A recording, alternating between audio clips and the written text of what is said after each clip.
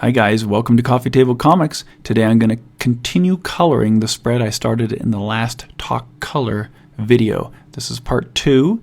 I'll start adding shadows and I'll talk about it, everything I'm doing as I'm doing it in this video. If you missed part 1, click right here or in the show notes and you can see how this page started, the coloring process. But first, please subscribe to this channel. I'm posting a lot of long format interviews, tutorials, long tutorials, short tutorials. I just actually finished a big long interview with Jake Parker that I'm halfway done editing, and I'll be posting here first before I post anywhere else. So please subscribe if you like this sort of thing. Now, let's get started.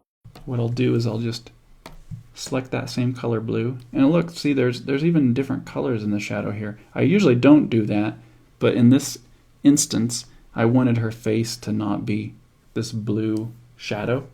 So anyway, but for the most part, the shadows are all blue in this scene, so I will continue that theme.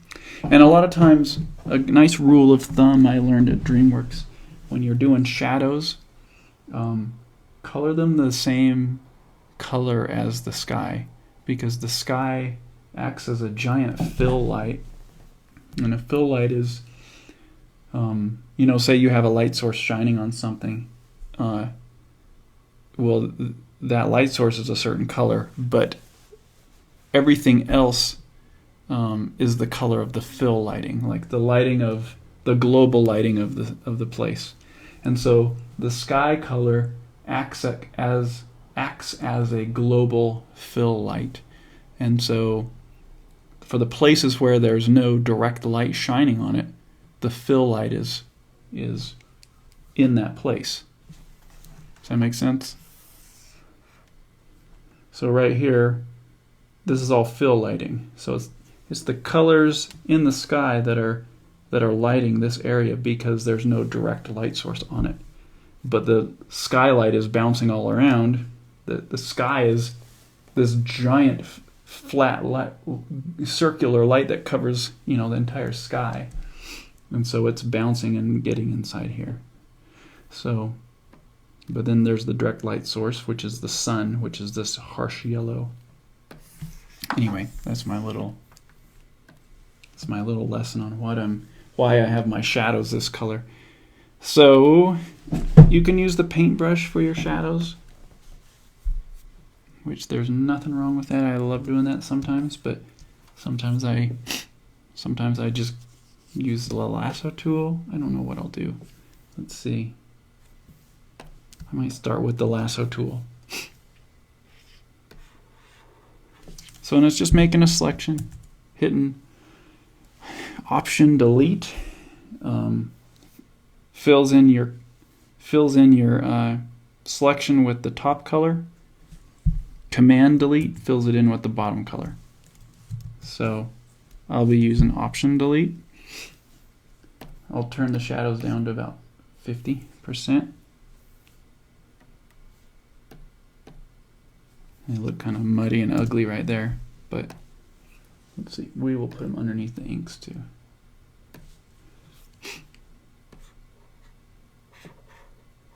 And the shadows are a real creative thing, I think. I don't think a lot of comic colorists use shadows the way they could. I mean, there's a lot of great colorists out there that are better than I am, but if you can think of your shadows kind of like you're thinking of your compositions, then you can really change the dynamics of your pieces and your pages if you do really crazy things with your shadows.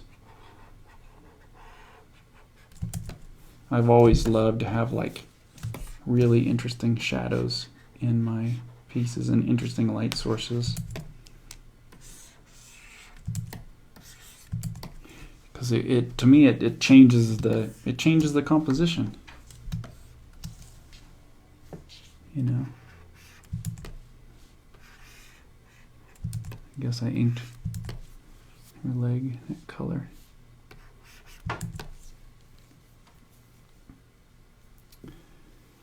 I don't know if I'll leave that shadow that way. Let's see. This might be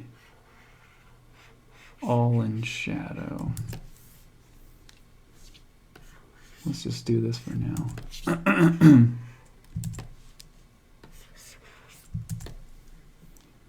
Let's see, okay. So her shadow's going on this thing.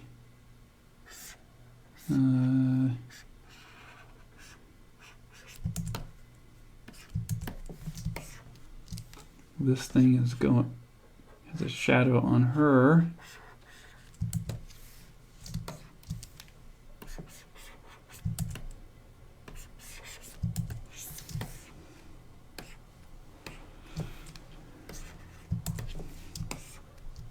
I might not talk as much as I'm thinking, sorry. Anyway.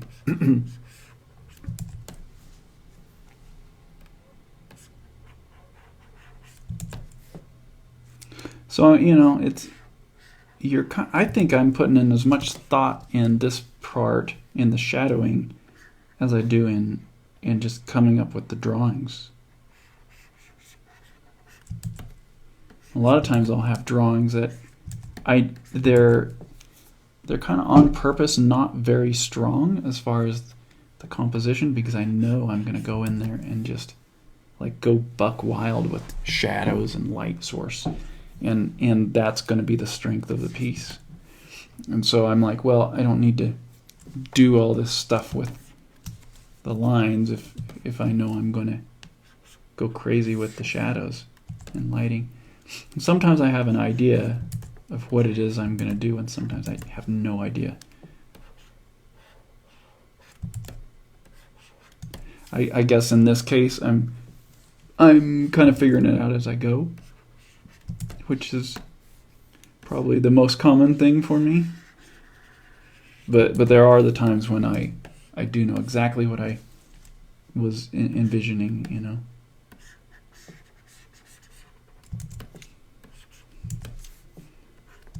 So, but there's not going to be a lot of shadows except for in the places where, you know, this is going to sound dumb, in the places where there's shadows. Like under the characters and stuff, because this is supposed to be a really hot, you know, noonday type noonday situation where it's just bright. And so, you know, I'm not going to have a ton of shadows everywhere. Like the scenes where it's like, you know, a nice, beautiful morning, glowing sunrise shot or something, you know, you can really play with long shadows and it can be really fun. But in this case, there's not a lot of that, so it's just kind of like whatever's directly below things or slightly off center below things is what will have the shadow.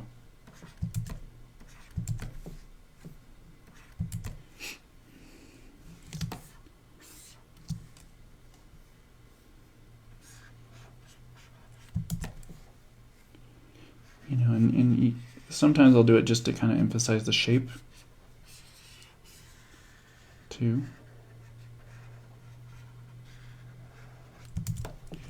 Like that is more of a shape shadow. It just needs a little bit more something, you know. Sometimes it's a shadow of this thing right there, you know. So, man, not very good at describing what I'm doing. It's a shadow of this thing right there. That thing over there is a shadow.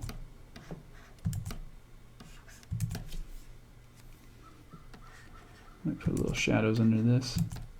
Sand. That's sand. That is sand, just so you know.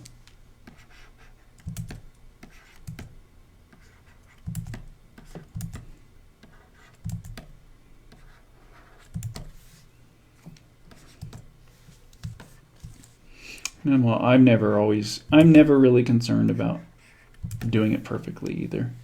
So a lot of my favorite art, when I would walk through the halls of DreamWorks and see some of these visual development pieces were just really, really loose, like, but they knew exactly, you know, the colors that they wanted, but the art was so loose, and yet you stood back and you looked at it and you go, this is flawless. But then you look up close and you're like, wait a minute, that's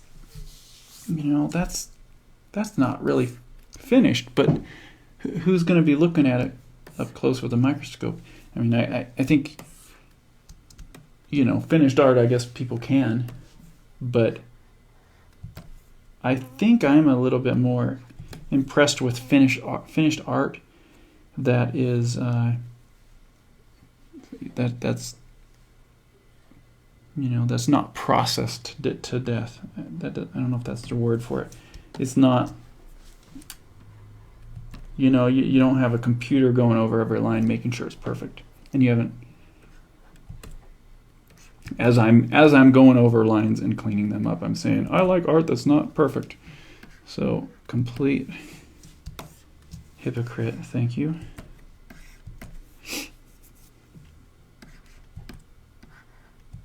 I'll be the first to say I'm a hypocrite. So yes. So anyway, but yeah, the stuff that I really, really am attracted to is kind of the stuff where it's like a paint stroke and it's beautiful. You know, I don't know quite how to achieve that in art all the time, but I feel like I'm getting better at it to where I can be confident with my loose strokes, my paint strokes, and be like, all right, that's done. But it takes a lot of time to get to that point, I think. A lot of practice.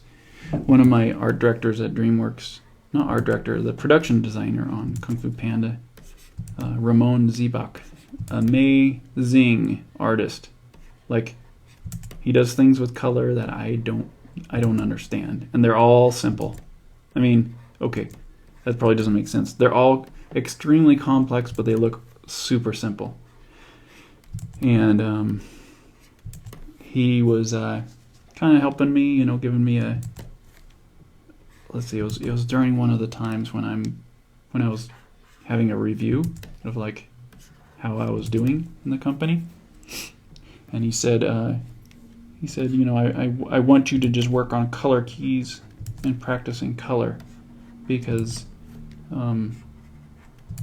you know, it's the thing that you need, that you're good at it, but you could be really good at it if you practiced it more and had more of a focus on it. Like, because my focus is so mixed, you know, it was on animation, and then it was on just learning the basics of VizDev, and so I didn't do a lot of color keys at that time, but that's part of the job description of VizDev is doing color keys. But I wasn't super confident in it, you know, and so I'd take forever to do them. And so anyway, and he knew I wanted to do it. And so he was like, you know, if we could just get you to focus on color keys for a couple of years, then you will get really good at it. And the point of me saying this is, he said the only way you can really get good at it and understand color combinations is by doing it and practicing it and doing it for a long time. And, you know, it makes sense. It's the same with anything. You know, like, it's the same with drawing. It's the same with playing guitar. It's the same with, you know, whatever it is you're trying to excel at. It's you get more and more confident, and you're able to do things that you never understood before without thinking about it after you've done it so much. And then other people are looking at your work going, how are you figuring that stuff out? It looks so simple, and and yet you're doing it so effortlessly, you know? And it's like, well, it's not effortless because you're not seeing the 20 years I spent banging my head over this trying to figure it out. You're not seeing that side of it. You're only seeing the end result of me banging my head for 20 years over color. You know, and I can't say that I've banged my head 20 years over color. I'd say I've obsessed over it for, you know, since I started Remind is when I really started kind of obsessing over color. It switched from animation, banging my head over animation, to banging my head over color. And then, you know, going into DreamWorks really taught me a lot about color. So I think that's just an important thing to remember as an artist and as someone starting out, especially. And when I say starting out, you know, I'm starting out in a different field every 3, 4, 5 years, it seems like. So I've trained myself in certain things, but I'm starting out in other things. And, you know, right now, the thing I'm starting out in is really, it's more of like the entrepreneur business side of publishing, I guess. I'm starting out in doing videos and talking my way through the process. Like what I never would have done this before. So anyway, let's not do that. Let's do it there. Man, I'm totally losing my train of thought. What was I saying? And so when you're an artist starting out, you see what people who've worked on this stuff for 20 years are doing, and you're like, that's impossible. How'd they figure that out? You know, and you got to remember that it took them 20 years of obsessing over it to get to that level. You know, like storytelling. It took me a long time of obsessing over how to tell stories visually.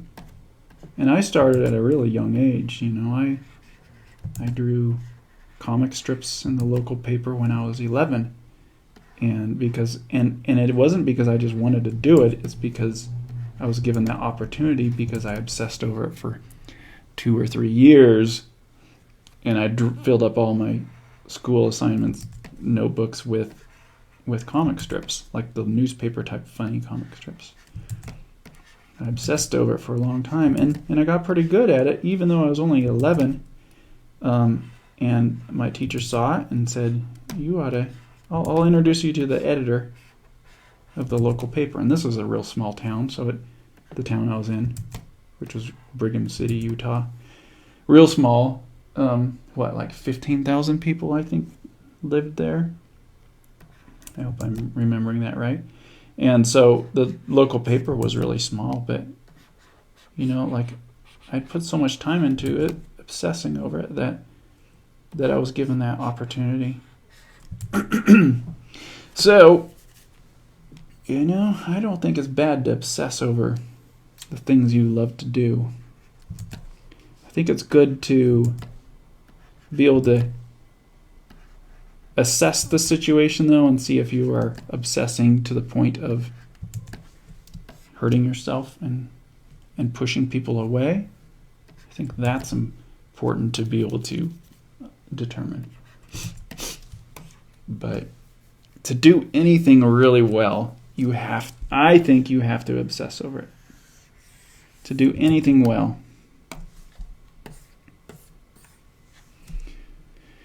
You're probably wondering what I just did. I selected that, and then I just got a big eraser and just erased part of it so that it has this nice grad. So it's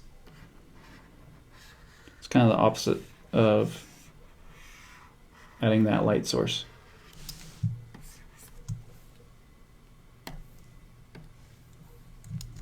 Yeah. I might just use a big airbrush this time.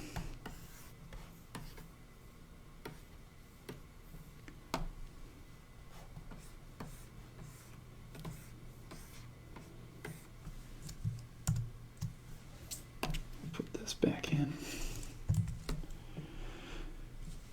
Okay.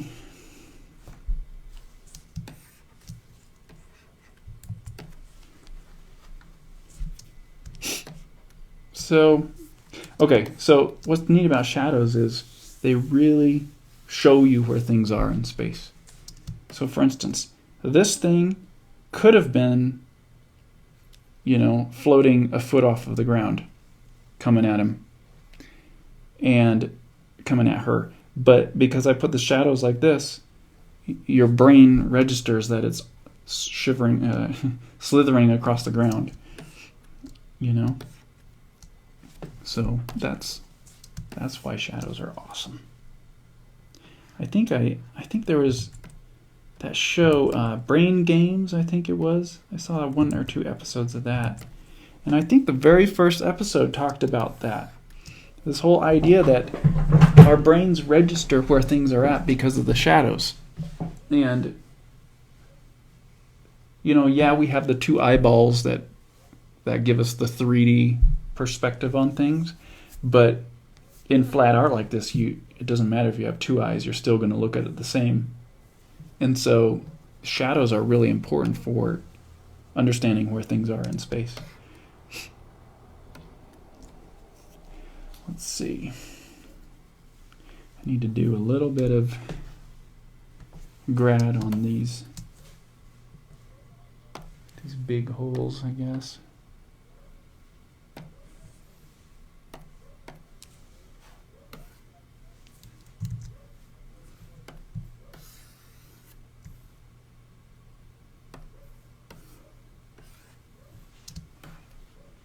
Does that look good?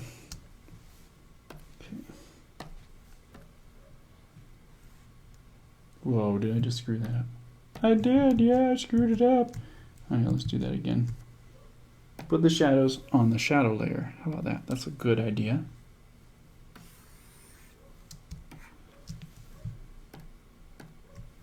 And then we'll select this hole. Go back to the shadow layer. Do a little subtle one there. Did I accidentally put a shadow there? Kind of looks good. I'll just leave it. Okay. And I'll put a shadow down here. I don't know if you guys can hear me talking under my breath.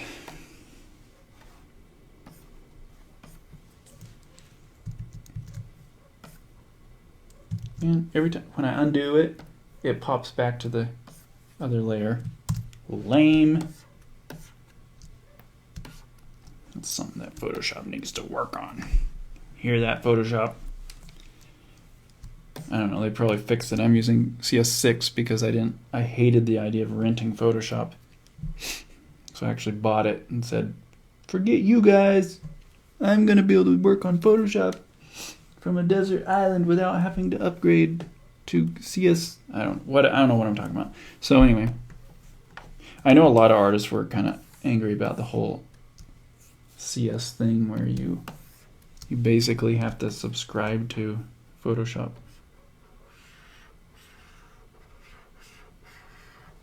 But you know, it's a pretty brilliant platform, and honestly, there's probably a lot of things good about just paying $20 a month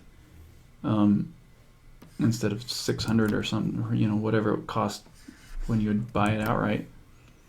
Because you know, you just you're constantly being upgraded, and that's pretty amazing.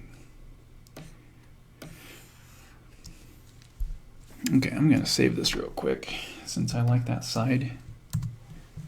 Once we get the shadows done, we're going to put in textures, so don't worry, we're getting there. Hopefully Twitch doesn't cut out before then. It doesn't get too twitchy. Okay, I'll try to do this fast instead of just talking. I'll actually do something. You probably want me to just shut up and work, huh?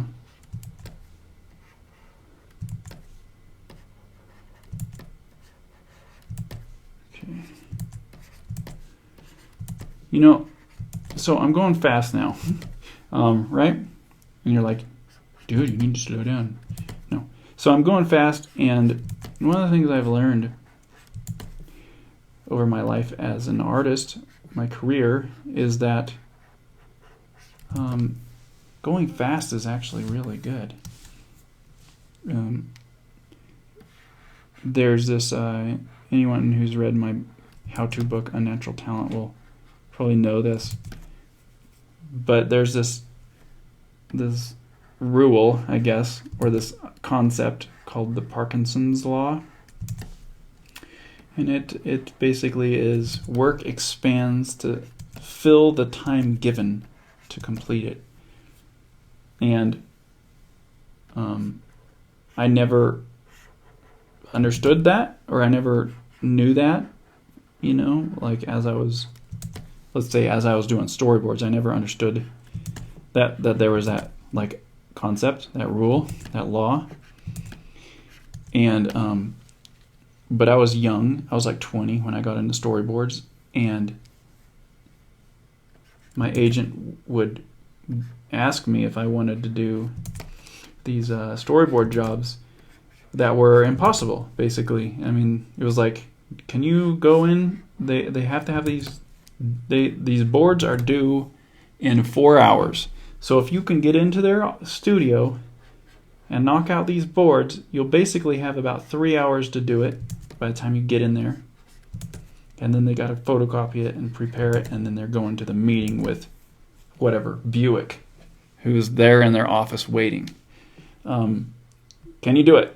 You know, we need you to, someone to do it, please, you know. And I'd be like, sure, okay, I guess, you know, like just thinking, okay, I don't have any frame of reference for, you know, how fast or slow I can work yet, but I'll try it. If you're telling me that these guys are going to pay me, you know, a lot of money, and when I did storyboards, it was, to give you an idea of how much money it was about, the agency billed the clients $800 a day for an 8-hour day.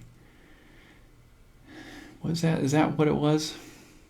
Maybe it was like $750 for an 8-hour day. But then they took their 25%, and then I had to do my own taxes, so another 25% came out of that. So it was always about half. That's what I would calculate. Whatever they would bill was about half. I would get about half of that. But anyway, and then there was overtime, you know, like weekends were overtime. There was like time and a half, or double time on holidays, or double and a half, or, you know, so it added up fast. So I would, the craziest one was what I just told you. Like, they need these boards now in like 3 hours from when you get there. Can you go in and do it? Like, no one else will do it. Nobody else in the agency, represented by this agency, would do it. And these are all experienced storyboard artists, you know. So you're thinking, why not? You know, what's wrong with these guys? Why are they so whiny?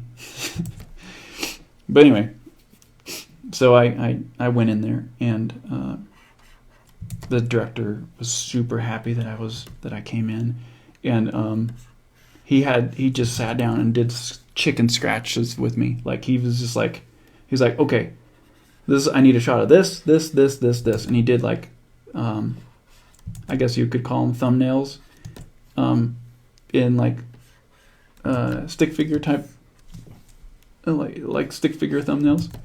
Excuse me, like a director who didn't know how to draw style, and I loved that, because that solved a lot of my problems. Sometimes storyboard directors would do that. Sometimes they wouldn't. But in this case, he needed it quick, and he needed certain things quick, and he didn't need any, you know, like variations. Just get this stuff done. So I'm gonna switch to this. So anyway, he did these chicken scratches thumbnails for me, and then I I got out a ballpoint pen and a sketch pad. No, yeah, I had a sketch pad. A ballpoint pen and a sketch pad. I questioned myself because a lot of times I would just go in and say, "Do you got any copy paper?" You know, I just didn't care like what I used. It's like if you have good art, it's going to look good on whatever you do it on. But I started using tracing paper a lot more towards the end. I don't know if I'll use this tool. I'll use the lasso again. So sorry, I keep going back and forth with my story. I'll get to the point eventually. You're here for the long haul, right? So he did all these scribbles, and I busted out a ballpoint pen, and I didn't even do a sketched version first. I just went straight to finished ink, and based on his thumbnails and well, I got all of them done in 3 hours, and they were the happiest, most blown away clients I've ever worked for, and I was the first person they would call from that point on. Like, and they never rushed me like that again. They had some where it was like, I mean, most storyboarding jobs are like, okay, you have a day to do this, but it's never like you have 3 hours, go. So, but after the fact, you know, I realized, you know, I did animation after that for years, and after I did storyboards. And one of the things I started noticing is when I'm working on my own stuff, I can get it done in like a fifth the time, sometimes like a tenth the time that a studio would do it. And it's just because when I'm working on my own stuff and I got to go to work the next day, or I got to get something done in a month because I took a month off to work on something, I know that that's all the time I have to work on it. And so I get it done, you know, because I don't have a choice. You know, sorry, someone's texting me. Oh, it's my assistant. I have a little bit of running around to do, then I am right over. I will respond, okay. See you soon. Sorry, this is so lame to do live. Okay. I just texted live. Awesome. Okay, so anyway, work expands to fill the time given, right? And I've noticed that in my comics. I've noticed that in animation. I've been able to do animation on my own that blew away producers when I would leave for vacation, and my vacation was basically to work on my animation. And I'd come back and say, hey, check this out, what I did. And producers were like, I can't believe you did that on your own. You're like a one-man band just like rocking this stuff. I'm like, well, yeah, it's because I just, you know, I only give myself a certain amount of time to do it. Anyway, so I learned about that years later, the Parkinson's law. And I've applied it to a lot of things. You know, the idea, like the way I apply it is, if I know this would take me, you know, a day to do in a studio environment, then I give myself like 4 hours to do it. And sure enough, you know, it almost always works. Sometimes you get stuck, and it's a lot easier to do it once you've kind of gained some skills, you know, with certain things. It's a lot harder to do that when you're just trying to learn how to draw, or trying to learn how to, you know, animate or something, you know. So it's not going to work in every single situation, but I think in most cases it's once you've kind of gotten some experience under your belt and you know how things work, and You kind of know what to expect during the production of something and how long things take. It's fun to experiment with that, you know. So look it up, Parkinson's law. Anyway, I say that because I'm like, oh no, I gotta hurry up and do this fast. And actually, it's a good thing. It's a good thing to be like, I gotta do this fast. My roommate at DreamWorks, this guy you might know named John Clausen, which left DreamWorks and went on to become a stinking insane, awesome children's book author and illustrator who won multiple Caldecott Medals awards in 1 year. This is his first year having children's books out. I think his first book was Where's My Hat? He's just amazing. He would I don't know if I should say this, but he would push things to the last minute at work. And I mean, I would too, but he would push things to like the last hour.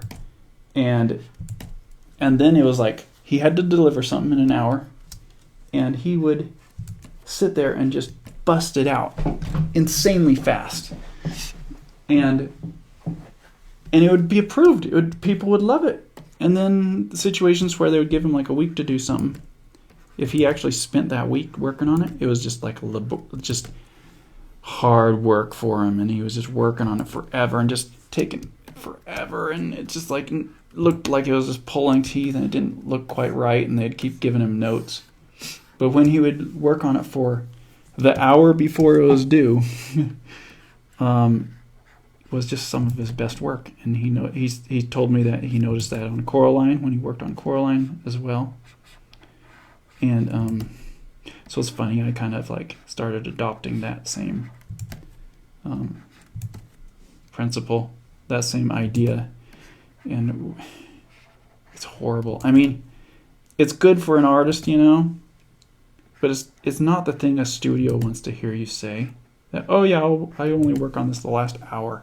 So, you know, you can't really, you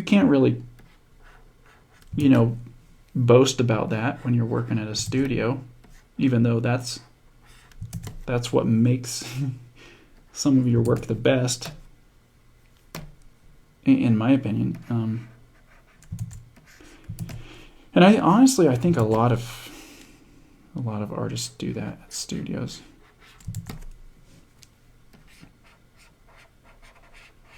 I don't know for sure, but I'm pretty sure there's an awful lot of artists that do that. Myself included. There's some situations where you can't do that, you know. Like when I was directing animation and animating, like I had to like really focus for like 12 hours a day to like get the amount of work done. But the thing is, I was scheduling the amount of work for myself to do that like is insane. So, but I wanted to do it, you know. I wanted to be the animator who did all these scenes. And so I would take on that kind of responsibility and be like, nope, I'm doing it all. And it's, you know, normally this would take, you know, 3 months to do it. I'm going to do it all in a month. I'm going to do it myself. And, you know, and I would do it. I'd work long hours. I'd learn a lot. And, you know, it's fun. It has its time and place, though, you know, like now that I have kids and I'm married, and I don't have the weekends to just work on whatever I want to do, you know. It's like, it's a little different. I mean, it's a lot different. So there's a right time for that kind of stuff, and, you know. So let's see, I need to think about this a little better. In a little bit, my assistant's going to come, so I'm going to turn this off when she gets here, and then I'll start recording again after I finish after I finish all the shadows, so you don't have to hear me mumble while I'm doing shadows for 5 hours. But I'm trying to get it done before she shows up.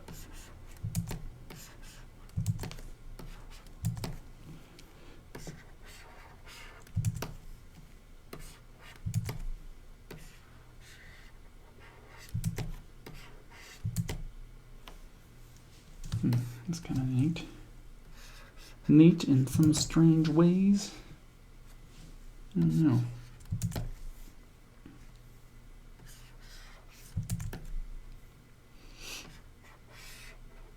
So there you have it. I've ran out of things to say. I am clueless what to say now.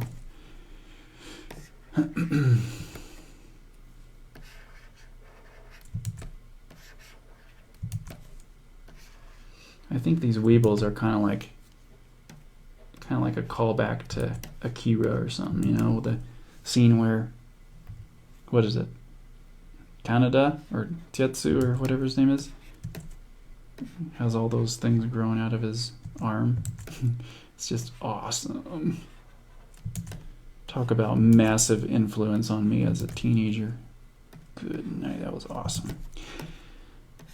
I still think that's just one of the most ridiculously awesome animations ever made. I didn't care much about, you know, like Disney stuff growing up, but when I started seeing some of the Japanese animation that was coming out in the 90s, my mind was blown. I was just like, okay, maybe I do want to do animation. Since I don't have to animate Disney bunnies, maybe I do want to do animation after all. This looks pretty awesome.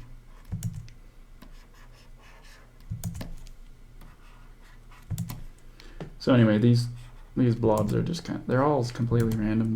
They don't make any sense. And I even said that in the story, in the very first. I was just like, when Vanna was with her dad saying that I didn't get bit by one, and he's like, Vanna, you know, there's, I don't know what he says. He says something to the fact of like every Weeble's different, and you don't know what to expect. Some might be poison, you know, even the smallest ones. But so, you know, it was like implying that, you know, these things don't have any sort of normal shape or anything. So, and I did that just to give myself a way to draw whatever I wanted in whatever panels. And I love it that way. I love being able to just have, what's this? A claw coming out of the ground. What's this bulbous looking thing? And then, oh, there's a tentacle, you know? A Mike Mignola tentacle. Awesome, you know? And here's a crab. So, you know, I mean, I guess I'm keeping to a theme with them, but for the most part, I like to just keep it to where I can do whatever I want with them. And no one can complain because I've already stated that rule of the world that I've built. I'm sure we'll talk about rules that you want to make for yourself in a future video. How you want to give yourself rules. Not so that you can make it hard on yourself, but it's just good to establish rules for yourself, for your world, because, you know, it's a world, like just like our world has laws of science, and rules that, you know, things have to follow. There's a sun that comes up. It's morning. It's day. It's noon. It's evening. It's sunset. Those are rules. And whether, you know, you like to admit it or not, it's kind of like those were established for this world. They can be broken in your stories, just like the rules of our world can be broken. I mean, I like to look at it like miracles, you know. Those are breaking the rules. Doesn't mean those rules are not in place though. Those rules still exist. But so as an artist, you know, I make these rules for myself in my books, and what kind of art style I'm doing, and you know, what kind of the rules of the characters, like, I don't know, just kind of set that up, and then, you know, I can explore those rules. There's a story I have in the future that I want to do, that the laws of science are different, you know. I mean, I guess that exists in a lot of sci-fi, but I'm really exploring that in a future story, and I think it's going to be fun. Anyway, so yeah, it is good to make rules for yourself and your stories. You can change the rules when you're doing a new story, like, so for instance, my rules with Cithra, how I approached it artistically was to ink it all with a Pentel brush pen, or just the brush pen, I guess. It doesn't have to be Pentel brush pen, but inking it, you know, like Remind was all done with pencil, and that was my rule. And Remind had the rule of making double page spreads, and a rule of thumb was that when a scene changed, the spread changed, so that the color was the same in that spread for that scene. I'm not explaining it very well. Like when you pause a movie, you're seeing that scene, that color palette for that scene. So I want it to be like when you have the spread open, you see that color palette, and it doesn't change until you flip the page. So that was a rule with Remind. And another rule is that I did it in double page spreads. It's like everything was thought out as double page spreads. And actually, I love that, and I've done that with Cithra too. And I think I'll probably do it for the rest of my comics for the rest of my life, because I just love it. So anyway, we have all the shadows done. So I will stop this, and the next recording will be adding textures to this.